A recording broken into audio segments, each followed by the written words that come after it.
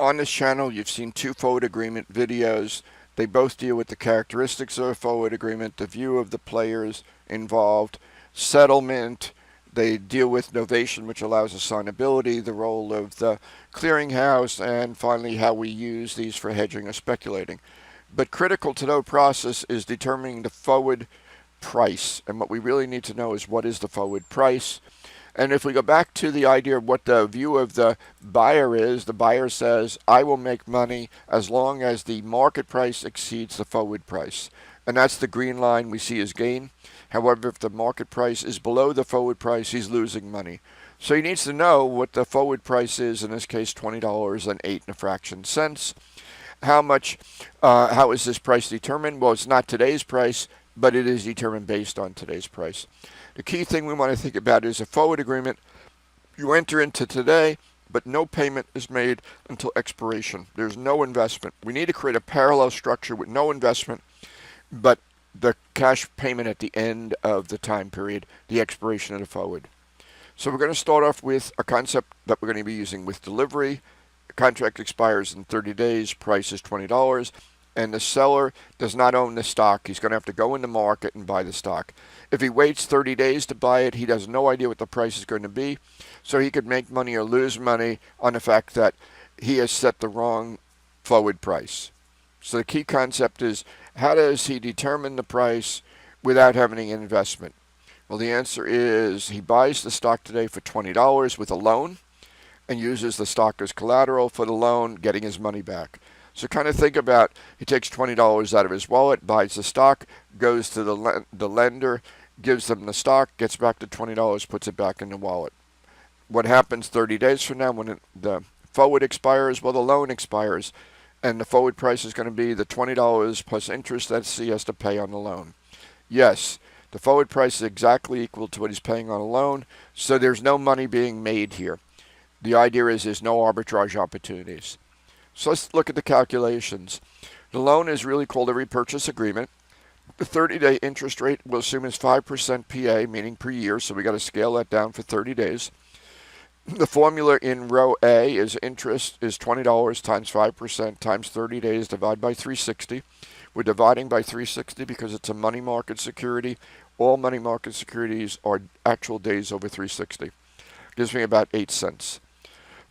B, the second calculation we're doing is the forward price. $20 plus the interest gives me the forward price, $20.08. If it involved 1,000 shares, it'd be 1,000 times $20.08, making it $20,083.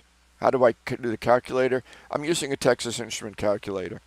So the first thing I'm going to do is, C is a demonstration on the calculator of how I did row A. 20 times 0.05 times 30 divided by 360 equals the interest 0.08. I want to store it away in a storage cell, so I'm going to press STO, which is on the left margin, and press the number 1. Now I'm going to do the calculation in line B. That's D in the calculator's keystrokes. 20 plus, now I got to get the interest back out of that cell in 1, so I'm going to press RCL, which is recall, number 1. So when I do that, the 8 cents come back onto my screen. I press equal, and I get the $20.08. So I wanted you to see you're calculating the interest, and it's added to today's price to get the forward price.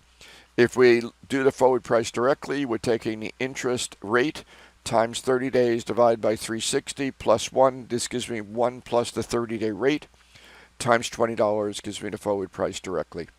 So in each case, I have to calculate the interest that I'm paying on the loan in order to determine the forward price.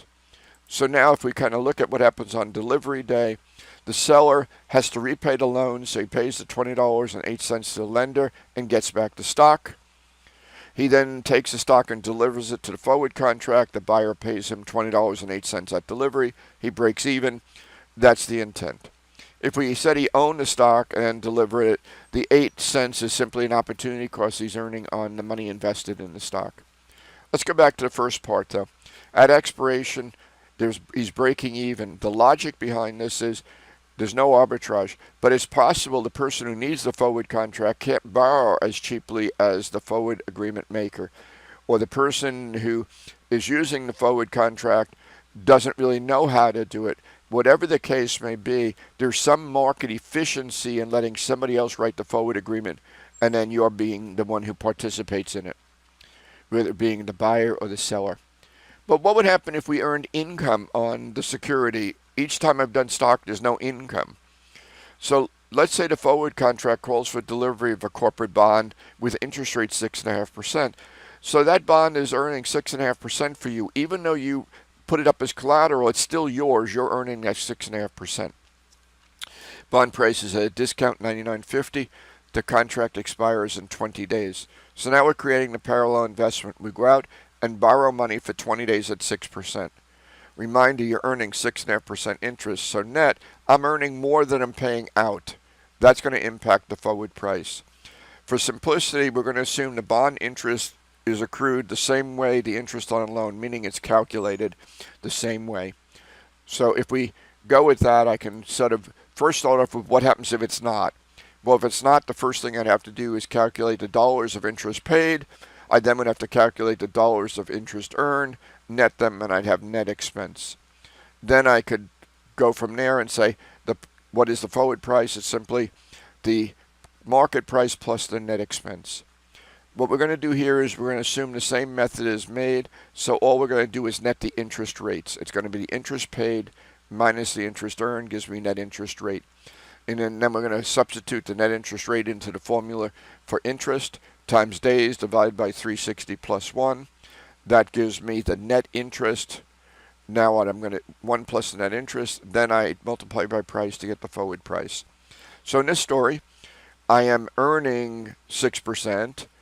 I'm paying out 6%, but I'm earning 6.5%. So net, I'm earning 0.5% more than I paid out. So that I have a negative 0.005. Now I'm going to substitute in the formula for interest. It's negative decimal 0.005 times 20 divided by 360 plus 1. So it's saying the forward price is 99.97% or decimal 99.97 times the $99.50 or 99.47. So the forward price is 99.47. Today the market price is 99.50. Why is the forward price less than today's spot rate? It's because I'm earning more interest than I'm paying on the loan, so I have a net negative interest rate paid. Now let's look at two practice problems.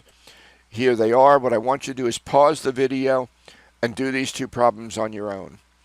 Then restart the video, and I'm going to continue with the explanation. Problem 1, the forward calls for delivery of stock with no dividends, so there's no income. Stock price is $39.50, expiration 60 days. The repo rate for 60 days is 6%. How do I calculate the forward rate directly? Well, I have the interest paid minus the interest earned, decimal 0.06 minus 0 times 60 days, divide by 360 plus 1. That gives me 1 plus the interest rate times $39.50. So the forward price is $39.89.5. The extra 39.5 cents is the interest on the repo. So the forward rate in this case was higher than today's market price. In the second one, we have a bond. We're earning 5.5% interest. Price is $100.50 for 30 days, and we're paying 7.5% interest. So we're paying at 5.75%. We're taking in 5.5. We're basically paying out 0.25%, which is decimal 0.0025. I should say that's going out more than coming in. So 0.0025, the 5 is missing in that formula, times 30 divided by 360 plus 1. That gives me 1 plus the interest rate times $100.50, makes the price $100.52.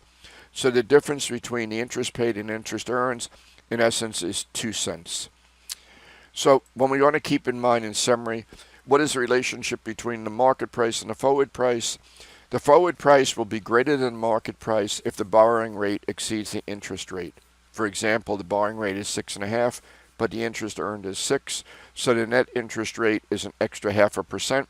The price will be increased by the extra 0.5% interest, adjusted for days.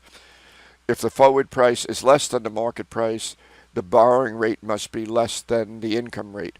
So if the borrowing rate is 6.5, but the interest earned is 7.5, the net interest is -1. -1 is telling me if it's negative, forward will be less than market price, go up to the top. If it's positive, forward will be greater than market price. So the ratio or relationship of the interest rates really tells us the relationship between the forward price and the market price.